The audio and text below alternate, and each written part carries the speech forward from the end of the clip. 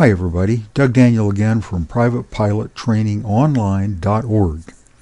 I'm going to show you the safest and easiest way to land an airplane. This technique works in the most extreme circumstances that your airplane can land. This is a landing. Well, I know it's really not a landing, and it doesn't look like a landing. You see, we don't actually land airplanes. We put our airplanes into a pre-landing attitude at the right point over the runway and the proper airspeed. This is the proper pre-landing attitude for a crosswind blowing from the left. I'm about to show you how to get to the right point in space at the proper airspeed, attitude, and configuration. When you master these skills, you will have landings down cold, guaranteed. Here is a landing approach with the airplanes drawn to scale. Now I'm going to make them a little bigger so they'll be easy for you to see. The wind blows from the left. If you point down the runway with your wings level, you're going to be blown off to the right. If you turn into the wind enough to stay over the runway, your wheels will be pointed in the wrong direction. When you touch down, you will be skidding sideways. The inherent stability of a nose wheel equipped airplane will partially point you down the runway, but with the unnecessary wear to the landing gear.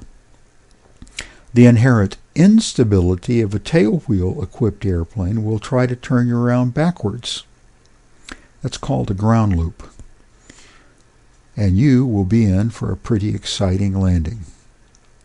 In a stronger crosswind, even nose wheel equipped airplanes demand proper technique. You might drive off the runway in the direction you were pointed or strike your wingtip on the ground. In a tail wheel equipped airplane, you can expect for your insurance premiums to go up. The solution is to cross control. I'm going to show you how. This is just one of the stages, one of the techniques that you need to learn to get to that final pre-landing state.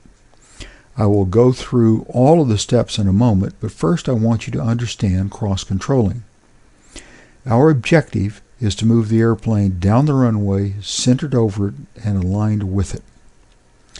You are going to do that by sliding sideways at the same speed through the air that the wind is trying to push you off the runway. The net result is you stay directly over the runway. First, you bank the airplane to the left. Now you can see from this diagram that lift is perpendicular to the wings. So when you bank to the left, lift is now pulling you to the side as well as lifting the airplane up. This will cause the airplane to start sliding sideways to the left. Unfortunately, the airplane has a vertical tail that resists sideways motion. It will swing the nose to the left too. We don't want that. We want the wheels to be pointed exactly the same direction we are traveling when we touch down.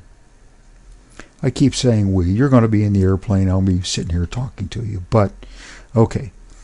The rudder moves the nose left and right. So you push on the right rudder pedal with your right foot to point the airplane down the runway.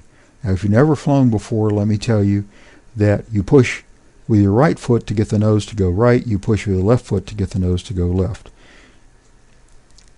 Since the aileron and elevator are both controlled by hand using either a stick or a wheel, you use your hand to keep the airplane banked into the wind enough to stay centered over the runway. And you use your hand to control your height above the runway or your airspeed or whatever. Okay. When I first started teaching flying, I wasn't terribly confident. So I did pretty much what other instructors did. But, you know, I was completely blown away when I discovered that they did not teach their students to cross control on every landing.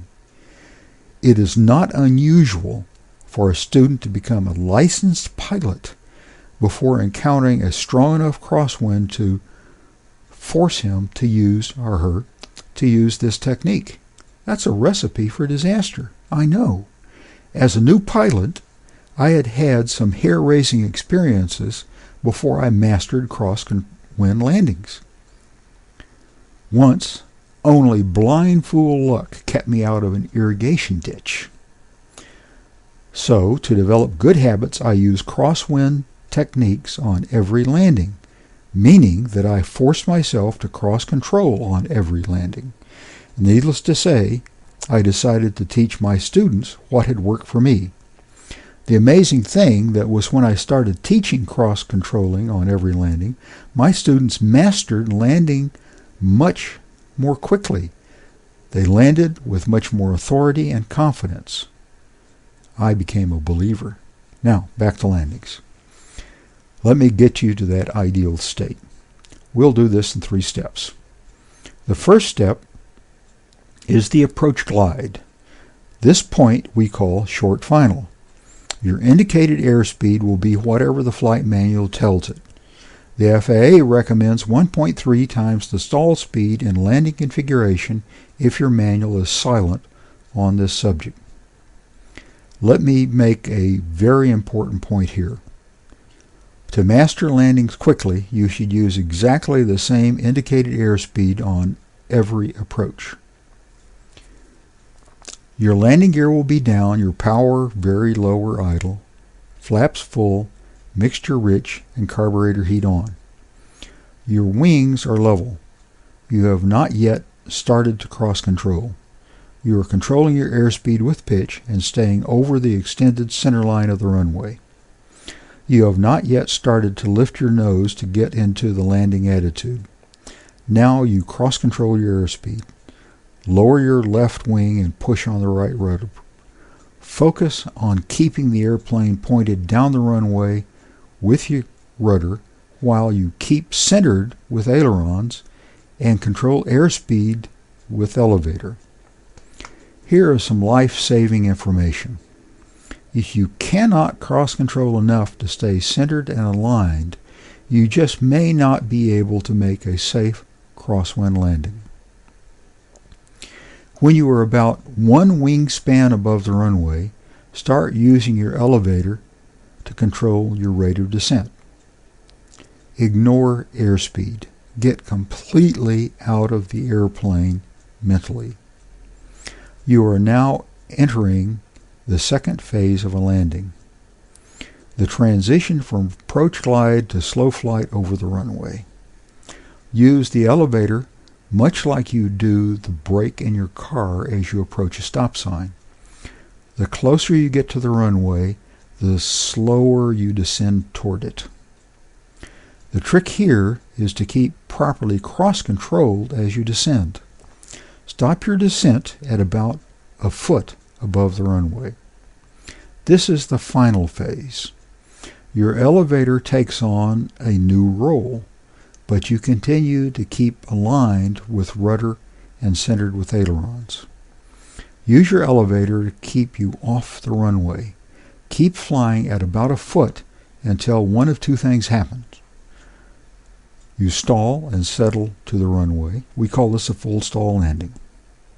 Or your pitch attitude increases until it reaches the landing attitude.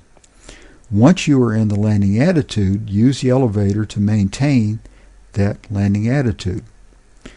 Since you are continuing to slow down, you're losing lift, and as you lose lift, the airplane will slowly settle onto the runway. Congratulations. Great landing. Okay, thank you for watching another video from PrivatePilotTrainingOnline.org. I covered a lot of material in a short period of time. So if you want a transcript of this video, just go to PrivatePilotTrainingOnline.org and sign in. And be sure to click the little like button below to tell your friends about all this free information. Thanks a lot.